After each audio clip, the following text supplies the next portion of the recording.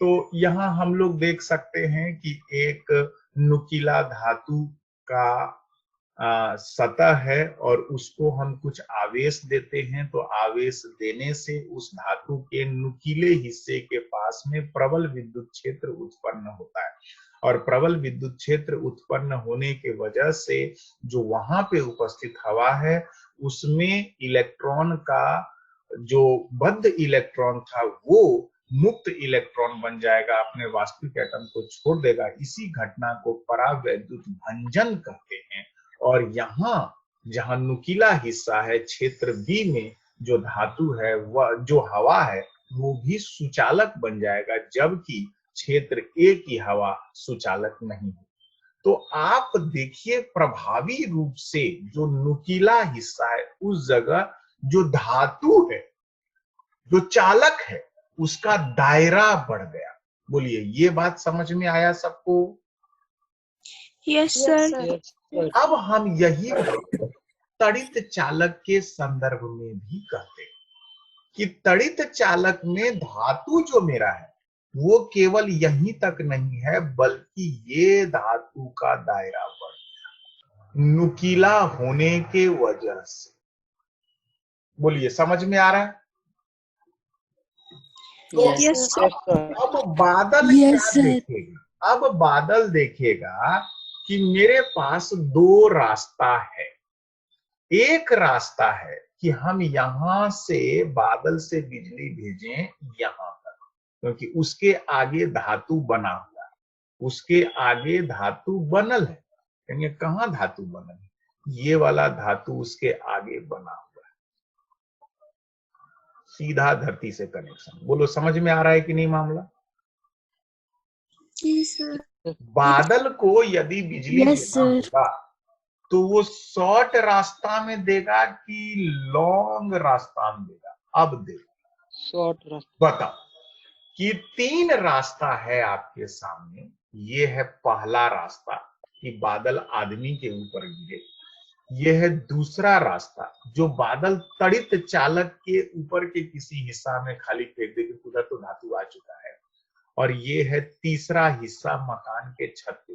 आप ही बताइए बिजली किधर जाना चाहेगा? दो नंबर पे जाना चाहिए, क्योंकि यहाँ पे जब दो से उसको पास करना होगा तो उसको कम ही वोल्टेज की आवश्यकता होगी। जितना ज्यादा गैप बढ़ा दोगे, चिंगारी का आकार जितना लंबा होता जाएगा तो उतना ज्यादा आपको वोल्टेज देने की आवश्यकता होगी। तो बादल कहता है भाई हमको उतना वोल्टेज का जरूरत नहीं पड़ेगा, इसमें जब हम रास्ता 2 से अपने आवेश को स्थानांतरित करें। और ये सुरक्षित भी है। ये सुरक्षित इसलिए है क्योंकि इसके बाद ये तड़ित चालक के त्रिशूल में आवेश पहुंचेगा और त्रिशूल से सीधा धातु से ही मकान के बगल से ही तार से ही मोटका लोग तार लगाता है, मतलब तार नहीं लगाता, एल्यूमिनियम का पत्थर चलाता है, पूरा छत से यहाँ तक जोड़ दिया तो भाई सीधा सीधी जमीन में आवेश चला गया। अंदर में एक आदमी है भी तो उसको कोई नुकसान नहीं है, क्योंकि आवेश जो है वो धातु के सतह से जा रहा है, तार से जा रहा है, लोहा से अंदर जमीन तक जा रहा है। इस आदमी को कोई नुकसान नहीं। बोलिए बात समझ में आया? Yes sir. आइए एक और एग्जाम्पल देते हैं। गुरुकुल 5 मंजिल ऊंचा मकान है मान लीजिए। अब गुरुकुल तो बहुत ऊंचा है, तो सर गुरुकुल में भी तो रिस्क है कि बिजली गिरेगा, आसपास में इतना ऊंचा मकान तो नहीं है। कहेंगे हाँ ये बात भी सही बोले आप, ये काफी ऊंचा है। मगर ध्यान दीजिए गुरुकुल के बगल में एक और मकान, हालांकि उस मकान की ऊंचाई अपेक्षाकृत थोड़ी कम है, मगर इस मकान पे बिजली का टावर है। क्या आप लोगों ने नोटिस किया है इस बात को? सॉरी, टेलीफोन का टावर, मोबाइल टावर। हाँ सर।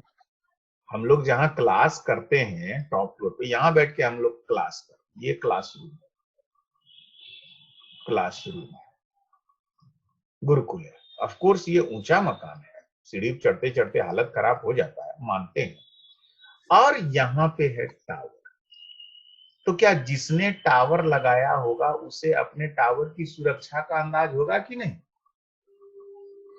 Yes sir. हाँ इस आदमी ने क्या किया है, इस आदमी ने एक तड़ित चालक त्रिशूल यहाँ बना दिया है और ये त्रिशूल धातुए से जाते जाते जाते जाते जाते जाते जाते जाते जाते जाते जाते जाते ये जमीन तक चला गया। अब बताइए, बादल इस त्रिशूल में जाना पसंद करेगा कि गुरुकुल के छत पे गिरना पसंद करेगा?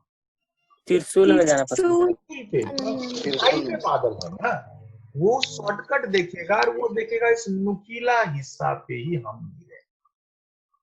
और इस तरह से ये आपको इस मकान का भी, गुरुकुल का भी सुरक्षा कर रहा है ये टावर। चलिए हम लोग आगे बढ़ते हैं। हम लोग अभी घर गांव गए हुए हैं, एक प्रकृति की बहुत ही खूबसूरत उदाहरण को हम लोगों को जानना जरूरी है, बहुत ही निहायत जरूरी है। हम लोग कई बार ध्यान नहीं देते।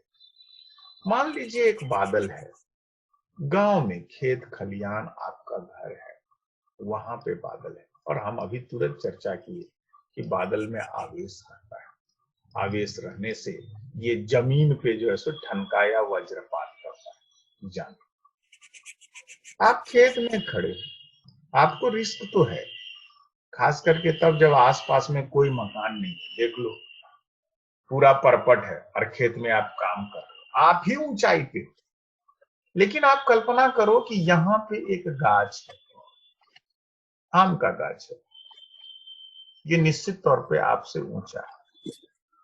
तो क्या लगता है, अब आप पे गिरेगा कि आम के गाछ पे गिरेगा? आम के गाछ पे गिरेगा।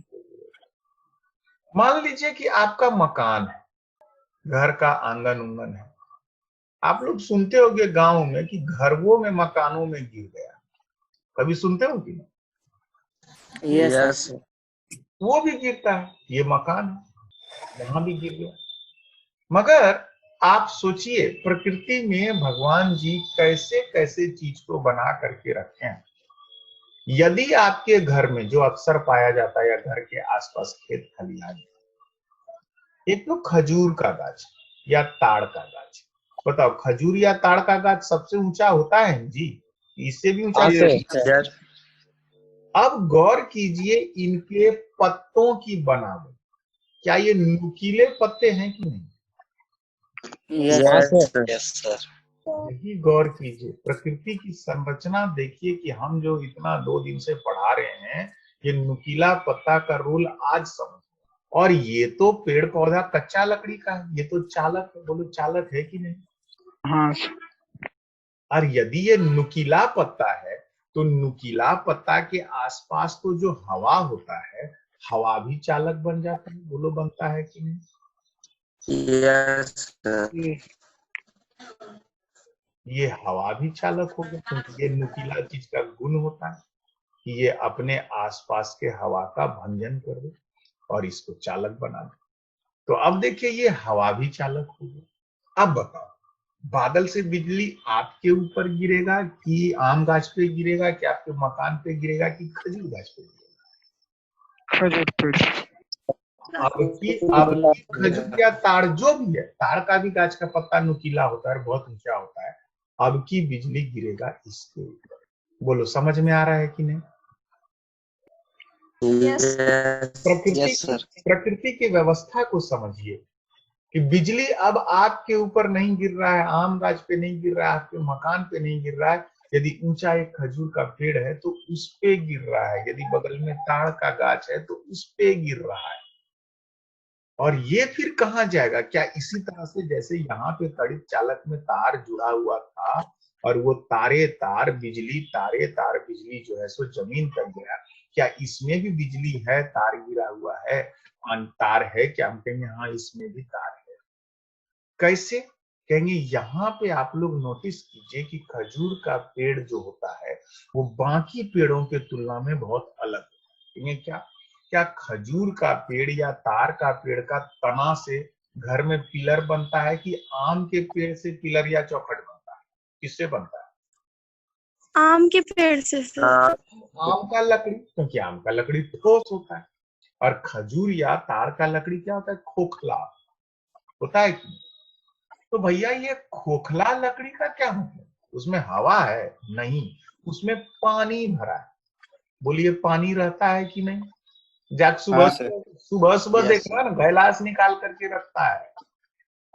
कुछ याद आया रे? sir. ताड़ी उसको बोलता है। ताड़ी। ताड़ी। हाँ सर, कभी कभी।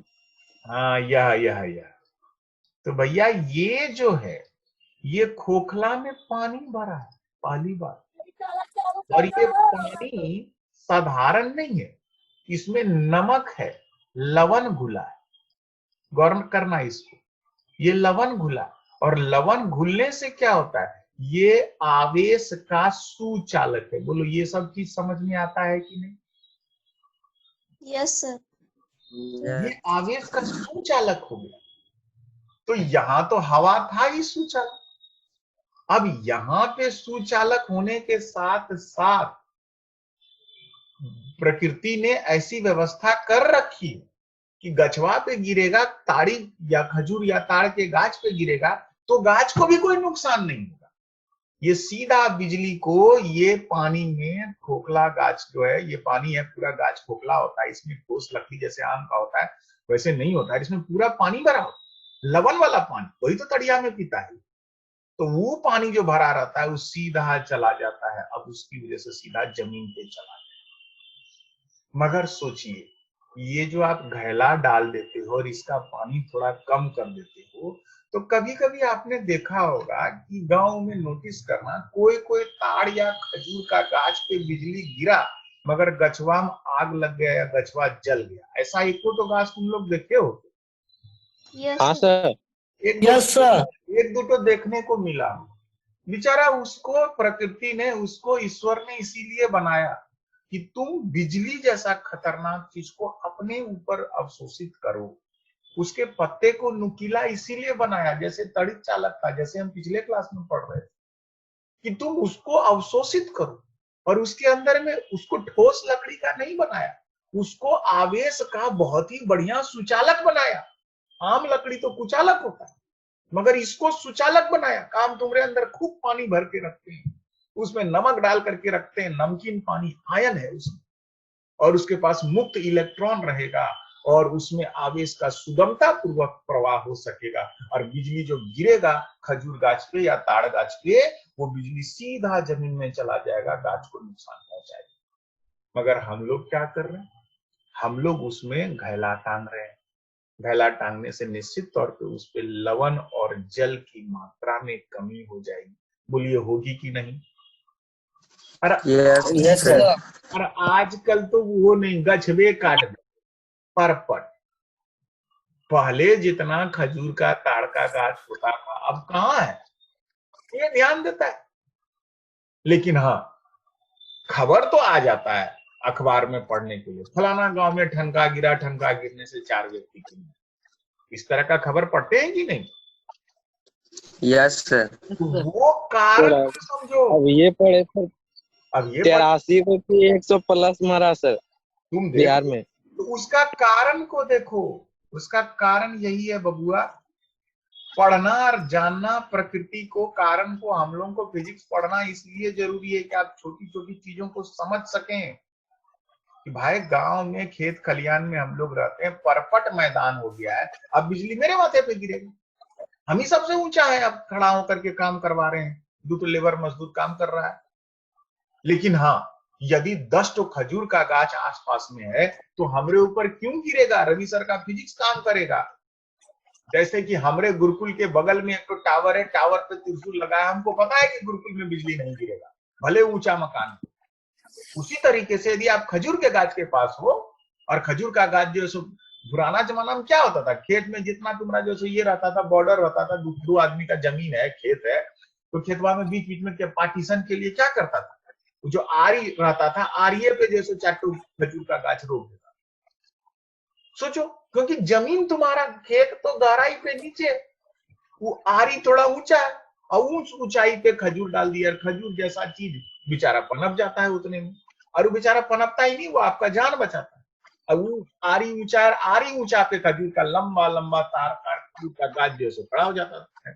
या नारियल का ही गाछ देख लो, केरल जैसे समुद्री क्षेत्र में नारियल का गाछ रहता है, लेकिन नारियल का पत्ता भी नुकीला होता है, बहुत लंबा गाछ पड़ता है।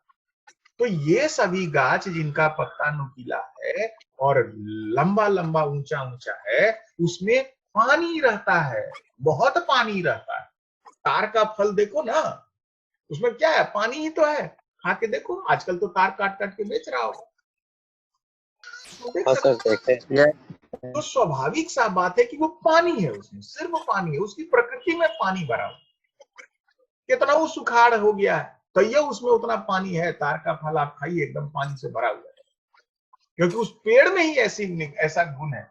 वो अपना गुण को छोड़ेगा थोड़े, तो पानी देगा। नारियल में पानी रहता है, खजूर में पानी नहीं रहता है, लेकिन खजूर में भी ताड़ी होता है, या खजूर का पेड़ भी पानी वाला ही होता है। लकड़ी खोखला होता है, एकदम खोखला लकड़ी होता है, आप लोग नोटिस कीजिएगा। खजूर का भी गाछ का जो सो तना मजबूत नहीं रहता है आम जैसा या दूसरा चीज के जैसा। अब खोखला है तो उसमें हवा नहीं है बाबू, उसमें पानी है, नमक है, लवण है। बोलिए, समझ में आ रहा है यहाँ तक? Yes sir. Yes. तो जहां कहीं नुकीला चीज होता है तो आवेश जो है अपने सुगमता पूर्वक उस जगह चला गया। चलिए एक और उदाहरण देते हैं। अभी सावन में शंकर भगवान का बड़ा रोल है। शंकर भगवान कहाँ पे तपस्या करते हैं रे? हिमालय में। हिमालय में। चलो कैलाश पर्वत, ठीक है, कैलाश पर्वत। देखो विज्ञान कहाँ कहाँ छिपा हुआ है, इस पे हम लोग चर्चा करते हैं। कैलाश पर्वत पे शंकर भगवान ध्यान में समाधि में। भैया ये ध्यान में है, ध्यान देना है इनको। हम फिगर नहीं बना पाएंगे ठीक से, तुम लोग दुखी नहीं होना। इनका माथा में जटा है, गौर करना। और ये बाबू साहब बैठे हुए ध्यान में बैठे हुए। अब देखो फिगर में फिर हंसना नहीं, जैसे भी हम बिठा दिए बेचारे को। चलो संकेत है, शिवलिंग से तो बढ़िया। एक और आंख होगा सर ऊपर में सर। क्या होगा? एक और आंख सर, आंख अखवा दिए दुटो रे। तीन ठो होता है सर। चलन चलन तो रो बकवास। सर तीसरा नेत्र। आज चलो ला ला ला खुश हो जाए। शंकर भगवान यहाँ बैठलो, ध्यान में बैठलो, चला चेन्हाक बैठलो सब, उस पे ज्यादा हमको दिमाग नहीं लगा। शंकर भगवान पहाड़ पे रहते हैं, तो पहाड़ पे बिजली तिजली नहीं गिरेगा। इनका आइडिया देखो, ये क्या खतरनाक काम करते रखते हैं अपने पास। ये बगल में अपना त्रिशूलवा यहाँ ऐसे जमीन में गाड़ के खड़ा कर देते। दिमाग तो तेज है, बुड़बक आदमी तो है नहीं। ये इसको जमीन में गाड़ के तपस्या कर। त्रिशूल से अच्छा बना। अच्छा बताओ, ये त्रिशूल का रोल समझ में अब आया कि नहीं? Yes sir. Yes sir. क्योंकि यस सर। अब क्या होगा कि जब ये तपस्या करेंगे तो बादल जिसमें की बिजली रहेगा, ये बादल से अब जो बिजली है शंकर भगवान पे गिरेगा कि त्रिशूलवा पे गिर जाएगा? त्रिशूल पर गिरेगा। ये धातु है और नुकीला धातु है ये हिस्सा। फिर से देखो वही चीज है, नुकीला धातु है। तो आप इस बात को समझिए कि ये चीज हमारे धर्म में जो उदाहरण दे करके इन चीजों को समझाता है, उसके पीछे का वैज्ञानिक आधार भी बहुत है। और ये नुकीला धातु होने की वजह से शंकर भगवान के ऊपर अब बिजली नहीं गिरेगी। पहाड़ पे बैठ करके तपस्या कर रहे हैं, बादल गिरा और उन्हीं के ऊपर गिर गया तो जल जाएंगे। तो ये सिचुएशन है, आप देख लीजिए नुकीला धातु। एक बार क्या हुआ, कहानी बता रहे हैं, थोड़ा आप डाइवर्ट कर रहे हैं, 1 मिनट के लिए डाइवर्ट करें। एक बार क्या हुआ, हमहू चल गए तपस्या कर। हम माने रवि सर, बाकी जानते हो आदमी तो खुरफात है, तो छोड़ेगा नहीं। गए तपस्या करने के लिए, बाबा आवो, बाबा आवो, बाबा आवो। संजोग से बाबा आ गए। देखिए बाबा दर्शन देने के लिए आ गए। अब विशाल काय बाबा शंकर भगवान, विशाल काय मेरे आंख के सामने। इस बार तीसरा नेत्र न खोलें, इसको बंदे रखेंगे। आ गए, लो तुमको हम वरदान देते हैं। अब आ गया। हम तो भाई भौचक्का। अब की शंकर भगवान को जो है जब मेरे सामने पहुंचे, तो हम भगवान जी को देख करके एकदम अचंभित हैं। शंकर भगवान तपस्या हमको किए और मेरे सामने उपस्थित हो गए भगवान जी के। वाह वाह, आज तो मजा आ गया। हम का देखे, शंकर भगवान के हाथ में है त्रिशूल, और हम लोग सब जानते हैं त्रिशूल का हिस्सा नुकीला है। कि क्या किए शंकर भगवान, त्रिशूलवा ऐसे पकड़ करके ऐसे जैसे क्या कहते हैं खड़ा हो गए। एक तो हाथ यूं रंधे, इसमें डमरू रख देंगे, डमरुआ बजा रहे हैं, मजे कर रहे हैं लोग, चलो कर रही से कोई मतलब नहीं। अब फिर एक तो बादल गिरा, यहां बादल है। अच्छा बताओ, हमको जब दर्शन दे रहे थे, खूब बारी एकदम कठोर तपस्या हो रहा था, दर्शन दिए तो बादल से बिजली गिरेगा, बिजली गिरेगा तो शंकर भगवान के माथा गिरेगा, जटात गिरेगा कि त्रिशूल गिरेगा? त्रिशूल पर सर। पर गिरेगा। त्रिशूल पर गिरेगा। कहाँ गिरेगा? ये तो साला दिमाग लगा दिया है, विज्ञान पढ़ लिया है।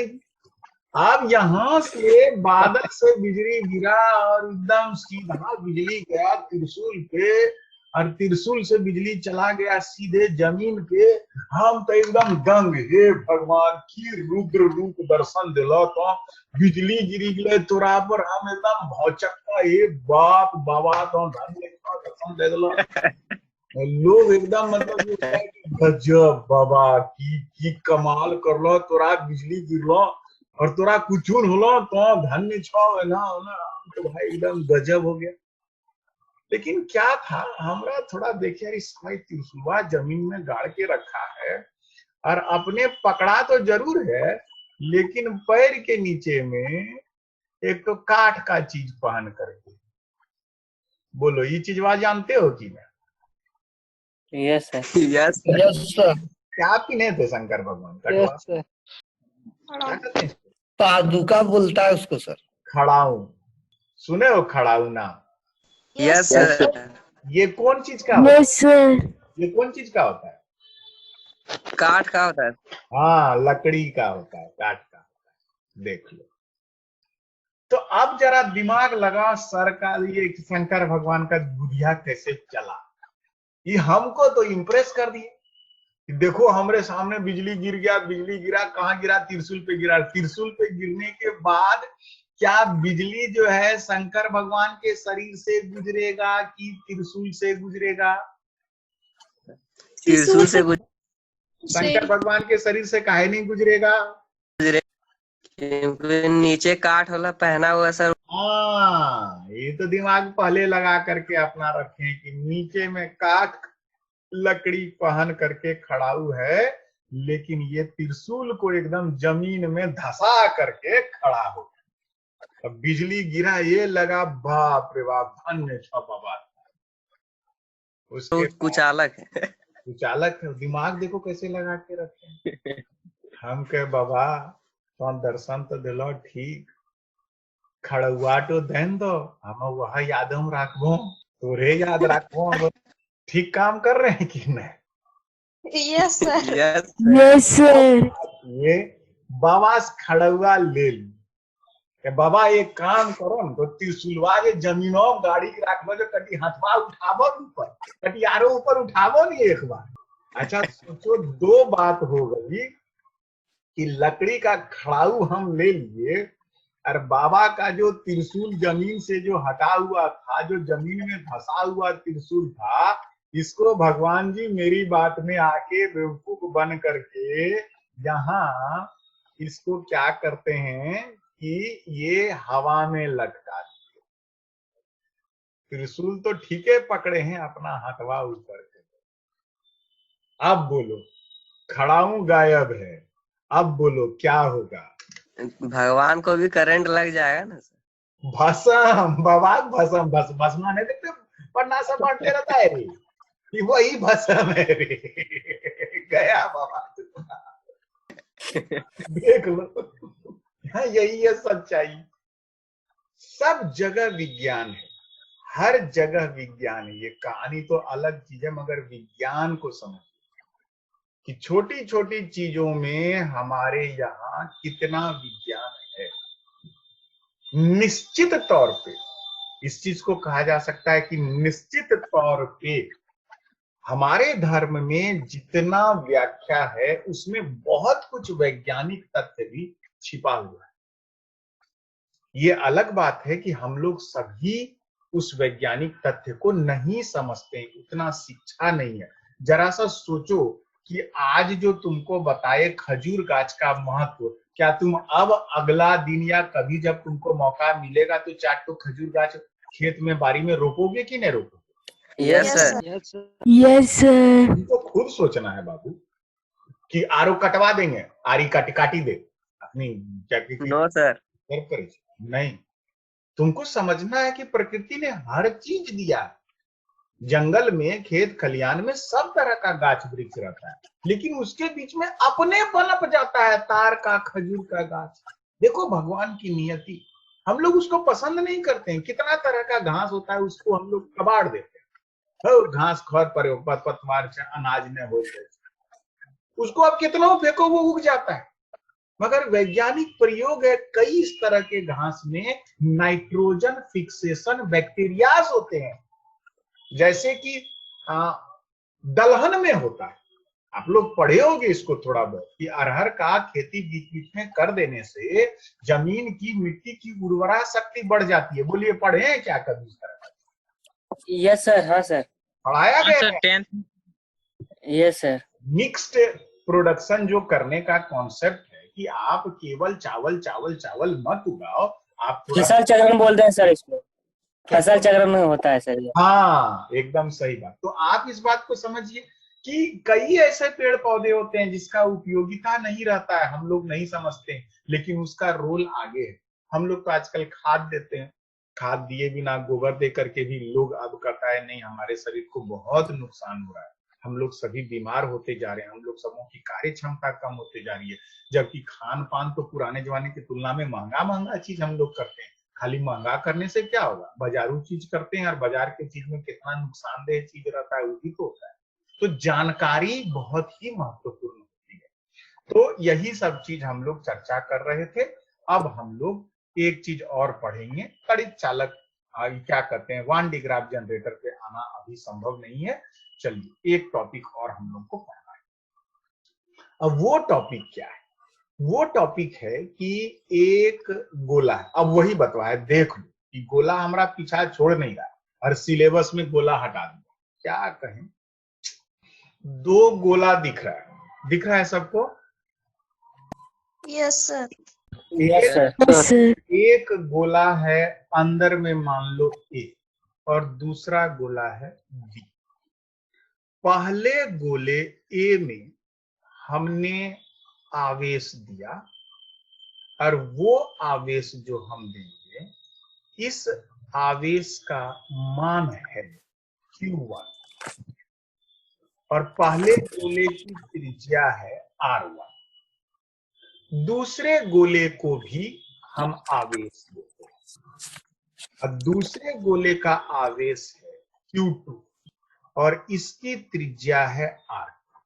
2 बिंदु, पहला गोला का बिंदु A है यहां और दूसरा गोला का बिंदु B है यहां। अब दिए गए निकाय क्वेश्चन, बिंदु A तथा बिंदु B पर विद्युत कलशवक विभव का मान ज्ञात करें। क्या क्वेश्चन है, दिख रहा है आपको? एक बिंदु ए है, एक बिंदु बी है और बिंदु ए तथा बिंदु बी पर विद्युत विभव का मान ज्ञात करें। ठीक है? Yes sir. एक काम करो, मेरे पास एक गोला है और इस गोले की त्रिज्या ए है। इस गोले में आवेश दिया है Q। तो आवेशित गोले के निकट विद्युत विभव का मान, कोई बताएगा आवेशित गोले के निकट विद्युत विभव का मान क्या होता है? KQ/A होता है सर। KQ/A। इसको हम लोग 3 तरीके से लिखते हैं। एक बिंदु है यहाँ P1, एक बिंदु है यहाँ P2 और एक बिंदु है यहाँ P3। P1 P2 P3 दिखा। Yes sir. P1 के बारे में क्या कहेंगे कि बिंदु गोले से बाहर स्थित। P2 के बारे में क्या कहेंगे, कहेंगे बिंदु गोले के सतह पर स्थित। और P3 के बारे में क्या कहेंगे कि बिंदु गोले के अंदर स्थित। ठीक, तो भैया P1 पे विभव का मान बताओ। 1 पे होगा सर के Q by R square, R ले लीजिए। ए स्क्वायर होगा सर। ए स्क्वायर नहीं सर, आर लीजिएगा, केंद्र से पी की दूरी आर लीजिएगा तो के क्यू बाय आर होगा। बहुत बढ़िया। केंद्र से यदि P की दूरी R है तो यहां हो जाएगा के क्यू बटे आर। अच्छा, पोटेंशियल P2 बिंदु पे क्या होगा? के क्यू बाय ए। बहुत बढ़िया, के क्यू बाय ए। अच्छा, पोटेंशियल P3 बिंदु पे क्या होगा? सर जो P2 पे होगा। जो P2 पे होगा। बहुत बढ़िया। जो विद्यार्थी इस बात को इतना ध्यान में रखा, हमको बहुत खुशी सीरियसली कि आपको याद है। और आप कभी मत सोचिए कि सर ये चीज तो सिलेबस में नया है, सर है बुड़बक विद्युत क्षेत्र में है, विभव के बारे में कुछ बोला नहीं। तुम जरा सा सोचो कि इसके बिना काम नहीं चलेगा। 3 दिन से गोला में फंसे हुए हैं हम लोग। मजाक कर दिया सिलेबस वाला, ये चीज बात नहीं बुझोगे तुम। खैर चलो, ये बात समझ में आ रहा है। हाँ सर। गोला के बाहर, सबको दिमाग में सेट करो। हुआ तो कॉपी में पन्ना में बीच में कलम से लिखते रहो। गोला से बाहर यदि केंद्र से दूरी r है तो विभव का मान है के क्यू बटे आर, और सतह पर है तो के क्यू बटे ए, और सतह के भीतर में कहीं पे भी हो तो के क्यू बटे ए। अब हम वापस जाते हैं। एक गोले के बजाय मेरे पास 2 गोला है। अब हम क्या करते हैं, बी बिंदु पर विद्युत विभव, तो इसमें लिखेंगे potential at B due to Q1 plus potential at B due to Q2। 2 आवेशित गोला है ना जी, एक में आवेश Q1 है और एक में आवेश Q2 है, तो दोनों की वजह से विभव निकालना पड़ेगा कि एक से निकाल के छोड़ देंगे? दोनों की वजह से सर। दोनों की वजह से सर। ठीक है। अब देखिए Q1 जो आवेशित गोला है उसके लिए बिंदु B जो है वो गोले से बाहर है कि भीतर है कि सतह पे? बी बिंदु सतह पर है सर। गोले से बाहर। Q1 बाहर से बिंदु लिए वो बाहर है। बाहर है, तो भैया बी बिंदु पे विभव का मान लिखेंगे के Q1, बाहर में बिंदु है देखना, के Q1 बटे R2। बहुत बढ़िया। बाहरी बिंदु है के क्यू बटे R2, ठीक है कि नहीं? हाँ सर। प्लस बी बिंदु पे Q2 की वजह से आविभव, बोलो के Q2 बाय R2। के Q2 बाय R2। एकदम सिंपल था भैया। अब देखो, जो कहानी आप बी बिंदु के लिए की है, अब वही कहानी हम ए बिंदु पर विद्युत विभव। अच्छा, ए बिंदु पे जो विद्युत विभव लिखेंगे उसमें भी हमको क्या Q1 और Q2 दोनों के लिए लेना होगा कि एक से लेके काम चल जाएगा? दोनों के लिए सर। दोनों के लिए लेंगे। तो चलिए लिखते हैं, विभव ए पे Q1 के वजह से प्लस विभव ए पे Q2 की वजह से। Q1 के हिसाब से बिंदु ए कहाँ स्थित है? सतह पे सर। सतह। तो इसका विभव का मान बताइए सर के Q1 bye R1। Q1 bye R1 plus Q2 के वजह से ए पर विभव निकालना है, तो बिंदु कहाँ पे है, बाहर की भीतर की सतह पे? अंदर में है सर। अंदर में। अब जब अंदर में है तो अंदर के लिए क्या सूत्र बोलोगे? के Q2 bye R2। KQ2/R2, R1 नहीं लेंगे बल्कि R2 लेंगे। बोलिए समझ में आ रहा है? हाँ सर। सर ठीक। अच्छा अब बताओ, A पर विभव अधिक है कि B पर विभव अधिक है? विभव सर ए पर अधिक होगा सर। क्यों A पर अधिक होगा अजीब? बहुत अच्छा लगा सुन के, जरा समझा दो बेटा। क्योंकि सर विभव का फॉर्मूला होता है सर KQ/R होता है सर। और हाँ। बिंदु ए सर है, केंद्र से सर बिंदु ए सर उसके बीच की दूरी कम है। है, और बिंदु बी के बीच पता। को नहीं, छोड़ दो पक गए। हम खुश हो गए थे कि कुछ बताएगा। और कोई? देखिए ये है बिंदु बी का विभव और ये है बिंदु ए का विभव, देख लो। अच्छा देखो एक चीज, KQ2/R2 दोनों में उपस्थित है कि नहीं, जरा इसको देखो।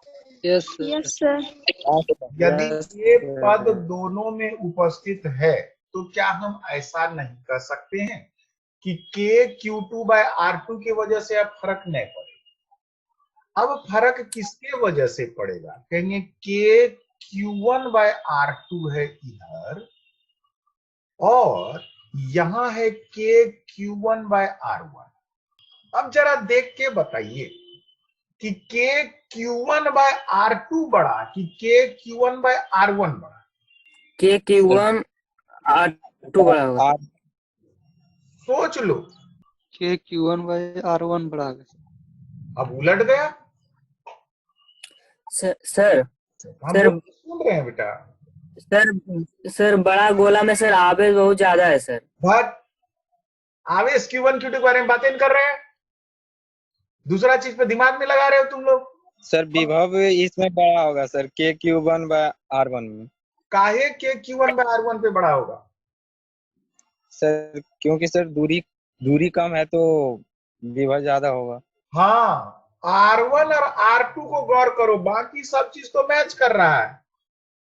इसमें देखने का जो टर्म है हम लोगों का, वो देखने का टर्म है केवल R1 और R2।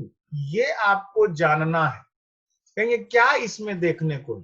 इसमें देखने को है ये R2 जो नीचे में है और ये R1 जो नीचे में, बाकी सब चीज मैच कर रहा है।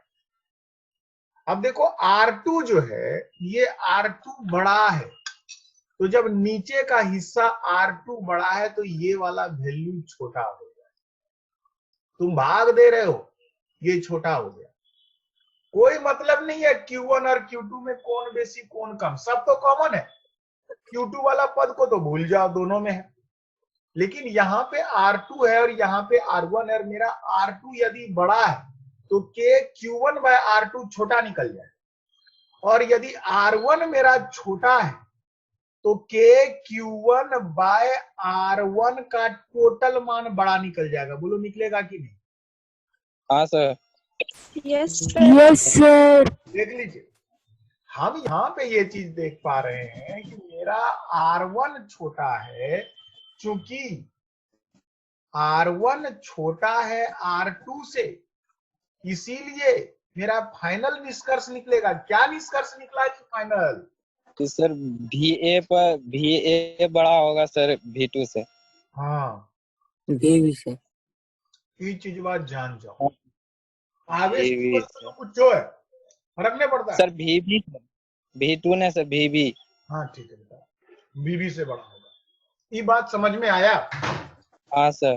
Q1 Yes, sir. भी हो, Q1 का मान कुछ भी हो, Q2 का मान कुछ भी हो, Q1 का मान कुछ भी हो, Q2 का मान कुछ भी हो, क्योंकि छोटा गोला R1 छोटा है तो VA का मान अधिक हो जाए।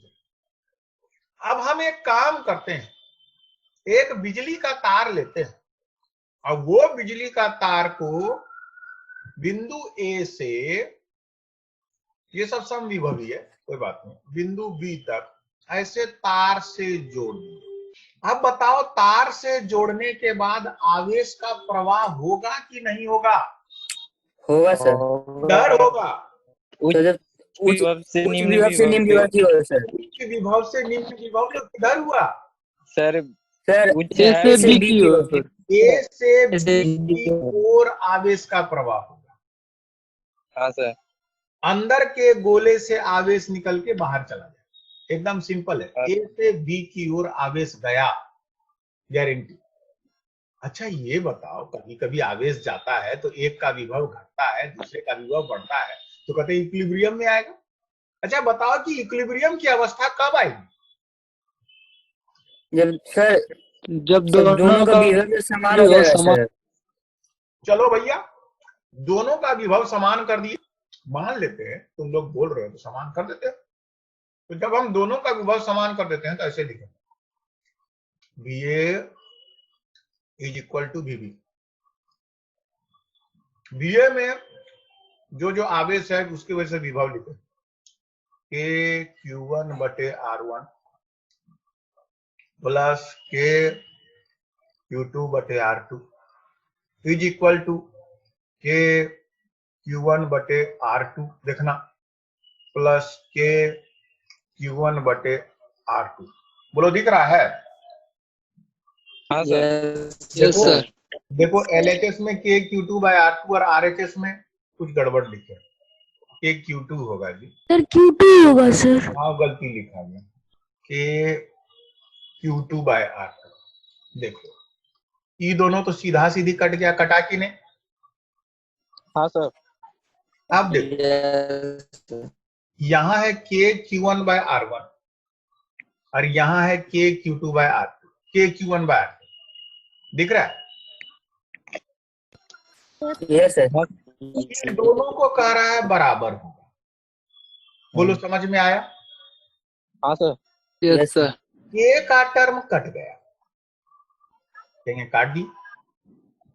अब बचा क्या? अब बचा, जगह नहीं है, इधर आ रहे हैं, Q1 बटे R1 is equal to Q1 बटे R2 दिखा? हाँ सर। Yes sir. एक काम करो, क्रॉस मल्टीप्लाई करो, Q1 into R2 is equal to Q1 into R1। ठीक है, देखो तो। हाँ सर। Yes sir. अच्छा Yes, अब लिखो, Q1 R2 minus Q1 R1 is equal to 0। बोलो ठीक है? Yes sir. अब यहां से लिखो Q1 लो कॉमन और लिखो R2 minus R1 is equal to 0। बोलो ये बात समझ में आया कि नहीं? हाँ यस सर। एकदम गणित किए हैं, जो आपके सामने में 8वां बच्चा समझेगा। अच्छा अब बताओ, क्या R2 माइनस R1 का मान 0 हो सकता है? नहीं सर। बोल रहे R2 माइनस R1 का मान 0 होगा क्या? नहीं नहीं सर। सर। नहीं भैया, R2 नहीं बड़ा है, R1 छोटा है, दिख रहा है फोटो में। हाँ सर। R2 बड़ा है और R1 छोटा है, तो R2 minus R1 is not equal to 0। लेकिन इन दोनों का गुणनफल को तो 0 के बराबर होना होगा। तो क्या यस सर। स्थिति निकलेगी? Yes sir. क्या स्थिति निकली? ये R2 बराबर हो जाएगा R1 नहीं सर। बच्चा, स्थिति निकलेगा Q1 इज इक्वल टू 0। हाँ सर। Yes sir. साम्य अवस्था तब होगा जब अंदर के गोले का संपूर्ण आवेश बाहर के गोले में स्थानांतरित हो जाएगा, हाँ सर। तब साम्य अवस्था आएगा, ऐसे नहीं आएगा। अंदर के गोले का संपूर्ण आवेश बाहर में ट्रांसफर हो गया, अब साम्य अवस्था आएगा, नहीं तो नहीं आएगा। एकदम क्लियर। बोलो समझ में आ रहा है मामला? हाँ सर। अंदर के गोले का संपूर्ण आवेश बाहर चला जाएगा, खाली हो जाएगा। दो गोला है, अंदर में आवेश, बाहर में तार से जोड़े, गारंटी है क्या होगा? अंदर वाले गोले से सारा आवेश बह करके बाहर। तो हम जब कल चर्चा करेंगे तो एक क्वेश्चन आएगा, वो क्वेश्चन हम लोग चर्चा करते हैं। वो क्वेश्चन आएगा 1D ग्राफ किस सिद्धांत पे कार्य करता है। देखो 1D ग्राफ में बहुत कार्य करना है, लेकिन हम केवल उसकी किस सिद्धांत पे कार्य करता है इस चीज को दिखाने का कोशिश करते हैं। ये क्वेश्चन है, इसका हम आंसर लिख रहे हैं। यह दो सिद्धांत पे कार्य करता है। पहला, किसी नुकीले धातु के निकट हवा का परावैद्युत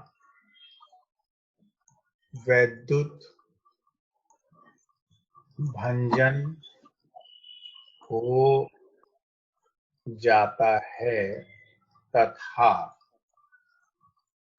वहां का हवा सुचालक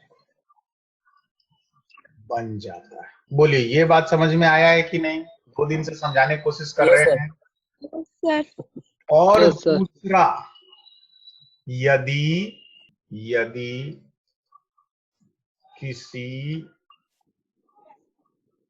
आवेशित गोले के अंदर अन्य आवेशित गोला रखते हैं, तब अंदर के गोले का संपूर्ण आवेश बाहर के गोले में स्थानांतरित हो जाता है। बोलो, समझ में आया? हाँ sir. Yes, sir. Yes sir. देखो, यही चीज बताएगा हमको। यदि अभी भी मेरे ऊपर आप लोगों के सिलेबस का कोई प्रेशर या डर नहीं है, हर साल ही काम करते हैं, कोई टेंशन नहीं है। हमको यदि ये प्रेशर आ जाएगा कि अब फास्ट करना है, तो पता है क्या करेंगे? हम ये चीजवा खाली कॉपी में लिख दें 1 डी ग्राफ पढ़ाते समय। ये जो हम 3 दिन का समय दिए इस 2 लाइन को लिखने के लिए, वो नहीं देंगे। इतने फर्क है। लेकिन सोचिए कि 3 दिन के क्रम में हमने क्या क्या चीज सीखा।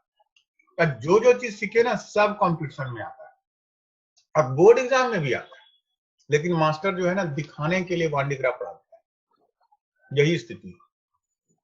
चलो, स्क्रीनशॉट लो फटाफट।